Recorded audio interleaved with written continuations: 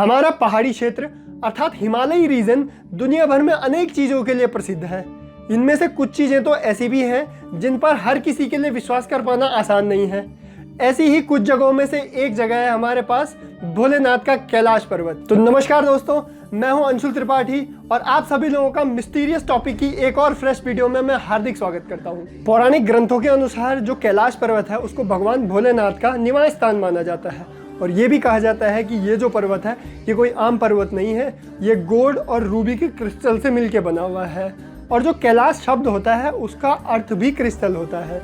माना जाता है कि ये जो पर्वत है लगभग 2 करोड़ साल पुराना है और पूरी पृथ्वी, पूरे संसार को ऑपरेट करता है, अर्थात पूरे संसार का ऑपरेटिंग पॉइंट है। जियोग्राफिकली लोकेशन की अगर बात की जाए तो कैलाश पर्वत ट्रांस हिमालय का हिस्सा है और तिब्बतन प्लेट्यू के वेस्टर्न साइड में स्थित है। अगर रिलीजियस पर्सपेक्टिव से देखें तो कैलाश पर्वत के बारे में काफ़ी ज़्यादा मान्यताएं, काफ़ी ज़्यादा कहानियां बहुत ज़्यादा चर्चित हैं। उनमें से एक बहुत चर्चित कहानी है राक्षस ताल या रावण ताल की।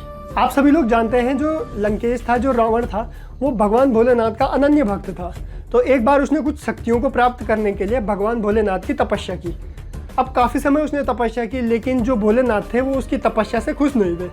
तो बाद में उसने क्या किया, वो कैलाश पर्वत पर गया और उसने अपना एक एक करके सिर काटना शुरू कर दिया। उसके पास 10 सिर थे।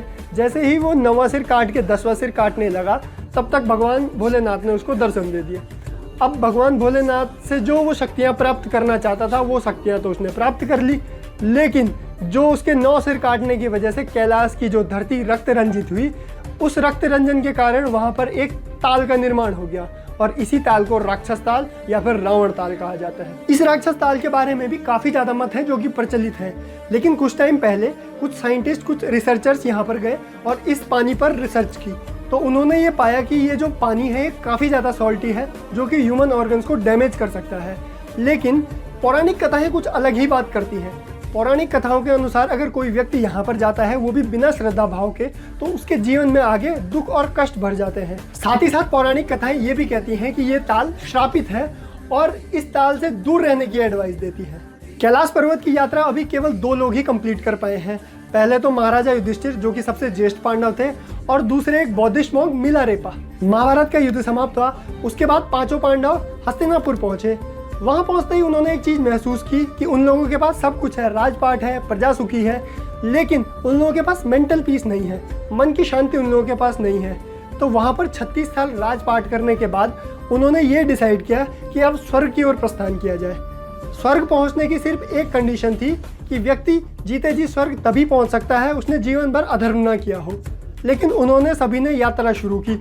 मार्ग में चारों भाई और द्रौपदी जी, उनका देहांत हो गया, लेकिन बचे सिर्फ युधिष्ठिर। लेकिन अंततः जब कैलाश पर्वत पर युधिष्ठिर पहुंचे तो वो अकेले नहीं थे, उनके साथ थे यम, द लॉर्ड ऑफ डेथ। अंत में यम ने ही उनको स्वर्ग के अंदर प्रवेश दिया। अभी भी यह माना जाता है कि स्वर्ग के द्वार कैलाश पर्वत की रक्षा स्वयं यम करते हैं और अभी भी श्रद्धालु कैलाश मानसरोवर की परिक्रमा करते हैं, कैलाश पर्वत की परिक्रमा करते हैं, तो उन्हें यम द्वार से होकर जाना पड़ता है। और साथ ही ये भी माना जाता है कि अगर आप यम द्वार की परिक्रमा कर रहे हैं, यम द्वार से होकर जा रहे हैं, तो आप पीछे नहीं मुड़ सकते, क्योंकि ये डिसरिस्पेक्टफुल होता है द लॉर्ड ऑफ डेथ के लिए। तो ये सब तो रहा रिलीजियस पॉइंट, लेकिन कुछ रिसर्चर्स इसको टाइम बेंडिंग थ्योरी के साथ कनेक्ट करते हैं और ये कहते हैं कि यहाँ पर एक नेचुरल बहुत स्ट्रॉन्ग इलेक्ट्रोमैग्नेटिक फील्ड है। और एग्जांपल देते हैं कि अगर आप कैलाश मानसरोवर की परिक्रमा कर रहे हैं तो आपके नेल्स, हेयर्स कंपैरेटिवली जल्दी ग्रोथ होते हैं। और इसको डिफाइन करते हैं, कहते हैं कि